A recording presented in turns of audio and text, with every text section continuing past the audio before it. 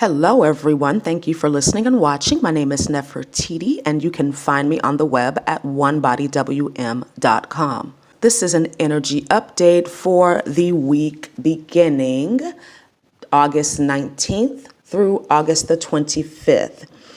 So a lot of us are experiencing some major timeline shifts, as I mentioned in the video that I posted yesterday. It's very important that we stay grounded and focused at this time. Many of you know that I work with angel numbers, specifically when it comes to synchronicities. And the number that came up for this energy reading was angel number 53. Which means that your spirit team is working very closely with you at this time as you go through these major life changes and timeline shifts. Now, these changes can seem challenging, but they are necessary, and they will prove to be very beneficial for you in the long term. So just stay focused, stay present. That's the key to being peaceful, is to stay present and to acknowledge and deal with what is. That doesn't mean that you have to like it, and you are never, ever alone. You can always ask for guidance and assistance, and you get that guidance immediately. But you have to pay attention. You have to be aware. Now let's talk about this astrology, because we actually have a pretty good week when it comes to taking action and making those changes in our life. We've got Mars currently transiting Virgo. Venus is going to move into Virgo on the 21st. And the sun is going to move into Virgo on the 23rd. Now, Virgo is a mutable earth sign. So this is very practical, grounded energy for making changes. Right? Practicality in all areas of life where there needs to be some adjustments, which as we're going through this ascension process, we're constantly making adjustments. So we've got the astrology coming in, we've got these cosmic energy waves coming in, and then we've got our own personal timeline shifts. So we are all experiencing change on some level to a degree that we've never experienced before. And this can be a little scary, but acknowledge that fear and do it anyway, because what you resist persists.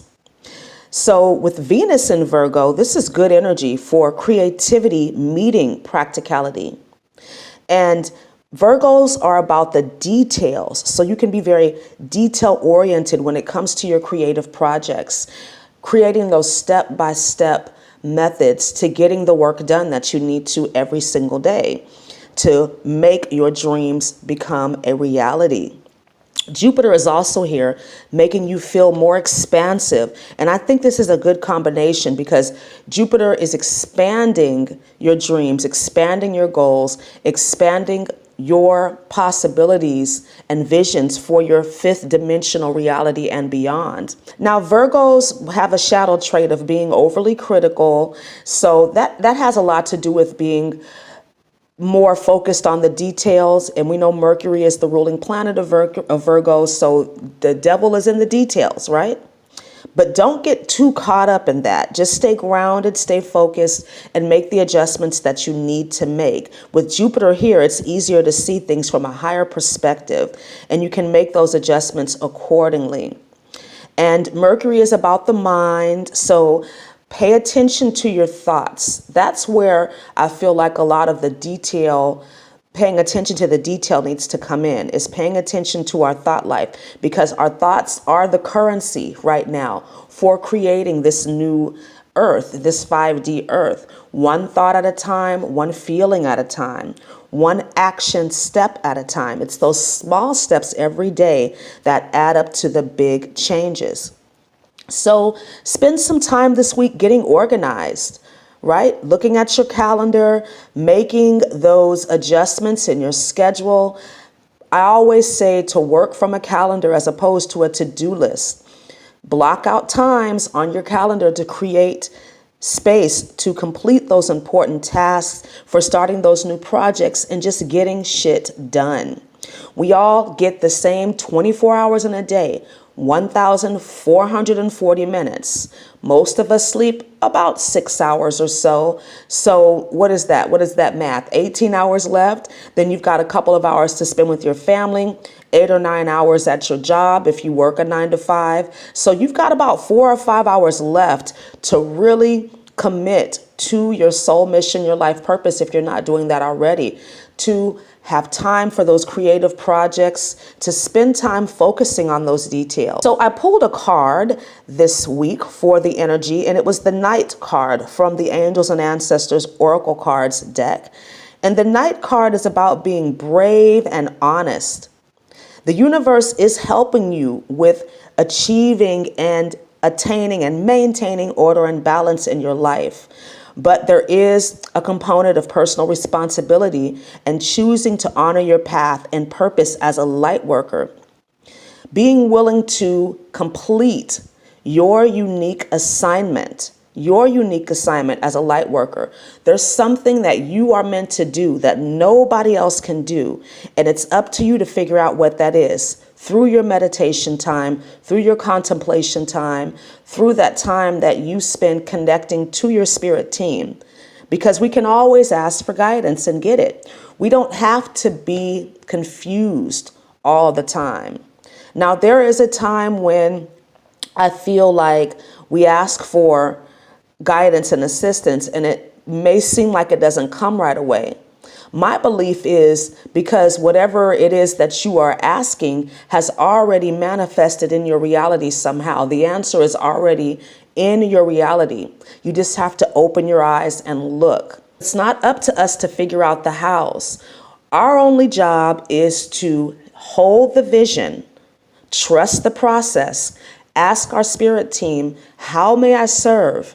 And what is next? Because as light workers, we are here to be of service. We are here to be of service. And as long as we're doing that, all of our needs will be supplied. This I can assure you. This I can absolutely assure you.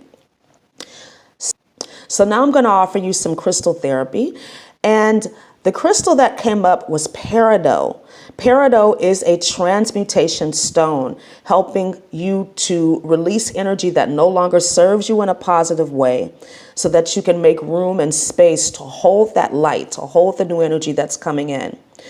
It's a crystal, a stone that will help with the dissipation of old patterns and blocks. And it's particularly useful for protection against envy and backstabbing. Because a lot of what we experience as light workers is people trying to steal our energy, people trying to drain us, because we do have a purpose. And a lot of us, sometimes, especially when we're going through our awakening process in the beginning, we don't see our purpose. We don't see the vision, but other people do. They may not know what they're looking at, but other people can feel that. And it can bring up all kinds of triggers and emotions in them. And they might not even know what they're dealing with on their own personal level. And so make sure that you are aware of this. I love peridot because it provides that kind of protection from this type of energy. It's also good for supporting your endocrine system. It'll help you with depression and the extremes of bipolarism as well, which is something that many light workers go through as we are starting to shed our former selves, as we are feeling more and more connected. We start to see the manipulation in our lives, the deception in our lives, and it can be quite challenging, make us feel really, really bad and hurt and alone and depressed and hopeless. But this need not be. Yes, we do have to move through these emotional states, right? We don't need to suppress them or push them down or ignore them. We heal them. We ask our angels for guidance and assistance, and then we energetically give them these lower vibrational energies for healing and transmutation. That is our purpose here as light workers, is to call all of that energy back to the light and hold the space. Okay? So thank you so much for listening and watching. Please like, comment, and subscribe and share this video. And I look forward to speaking to you again really soon. Have a wonderful day. Namaste.